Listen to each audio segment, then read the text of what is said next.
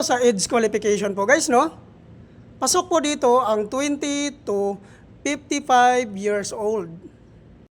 At regarding naman po guys, no, sa 56 to 60 years old ay kailangan magdala lang po kayo ng medical certificate. Kailangan po guys, fit to work.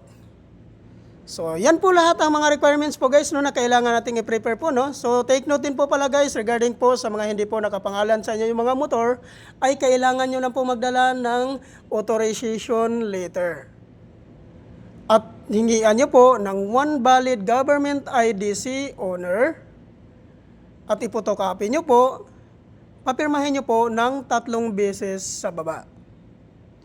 At tungkol naman po doon sa mga second hand po na pagkabili ng kanilang mga motor, ay kailangan nyo lang pong magdala ng deed of sale. Kailangan po guys, naka-notarize po yun. So yan po lahat ang mga requirements po guys na kailangan nating i-prepare po guys, no, before po tayo pumunta sa Move It Training Facility po sa Grab Warehouse Marikina.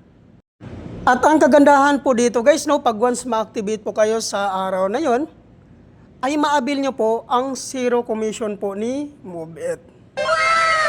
Ano po ba ito ang tinatawag na zero commission po ni Move It? Ang ibig sabihin po nito guys,